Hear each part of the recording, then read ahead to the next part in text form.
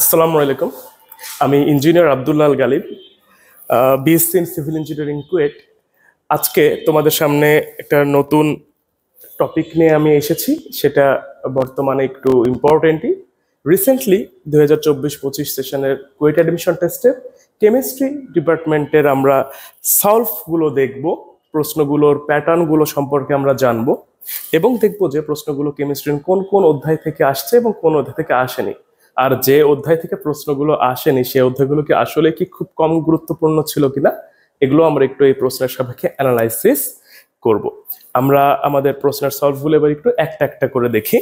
এইটা আমার স্লাইড একটা, এখানের পরের স্লাইডে আমার কিছু সংক্ষিপ্ত পরিচয় লেখা আছে। এর পরের স্লাইডেই আছে হচ্ছে আমাদের প্রথম প্রশ্ন। আমরা প্রথম প্রশ্নটাতে আমি রেফারেন্স দিয়ে দিয়েছি, কিছু টাইপিং একটু এদিক ওদিক থাকতে পারে, তো একটু তাড়াতাড়ি করা। দেখো, প্রথম প্রশ্নটা chemistry second paper organic chemistry থেকে আসছে। প্রশ্নটা কি আসলে খুব কঠিন ছিল কিনা, এক একটা প্রশ্নের নাম্বার কুয়েট অ্যাডমিশন টেস্টে তোমরা জানো কিন্তু 6 করে।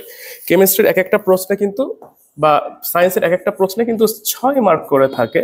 আলটিমেটলি এই প্রশ্নের জন্য অর্থিট কিনা এটা আমরা দেখবো, বা অর্থিট তো অবশ্যই আসছে যেহেতু, এখন তুমি পারবা কিনা কতটুকু এবং খুব গভীর চিন্তা করতে হয় কিনা আমরা এটাও দেখবো।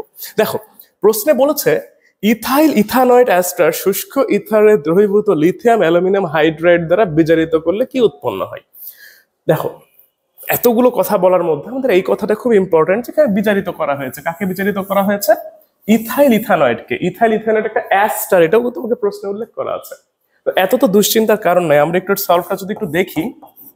দেখো, তোমরা দেখতে পাবা ইথাইল ইথানয়েড অ্যাস্টারের গাঠনিক সংকেত কিন্তু কিছুটা এরকম, আর সিওও আর। এখন যেহেতু ইথাইল ইথানয়েড, তাহলে এর সংকেত হবে CH2CH3। এইটা দেখো তো ভাই, এ পাশে আর সিও আর না। এখন ইথাইল ইথানয়েড যেহেতু, সিও সহ এক পাশে কিন্তু আমার 2 কার্বন থাকবে, এ পাশেও কিন্তু আমার কি থাকবে ভাই, 2টা কার্বন থাকবে। তো আলটিমেটলি যদি এটাকে আমরা লিথিয়াম অ্যালুমিনিয়াম হাইড্রাইড দিয়ে যদি আমি এটাকে বিচারিত করি, আমি কিন্তু দিন শেষে অ্যাস্টারকে বিচারিত করলে আমরা অ্যালকোহল পাই, এবং সেটা 1 ডিগ্রি অ্যালকোহল। এখান থেকে আমরা পাবো একটা 1 ডিগ্রি অ্যালকোহল, কি পাবো? 1 ডিগ্রি অ্যালকোহল। এখন যেহেতু এটা 2 কার্বন বিশিষ্ট, উভয় পার্শ্ব থেকে কিন্তু অ্যালকোহল তৈরি হবে। এখানে 2 কার্বন, এ পাশেও কিন্তু 2 কার্বন। আলটিমেটলি এই প্রশ্নের উত্তরে আমরা পাবো হচ্ছে CH3CH2OH। অবশ্যই প্রশ্নের উত্তরে ইথানল কিন্তু ছিলই, ইথানলই আমাদের প্রশ্নের এক্সাক্ট উত্তর।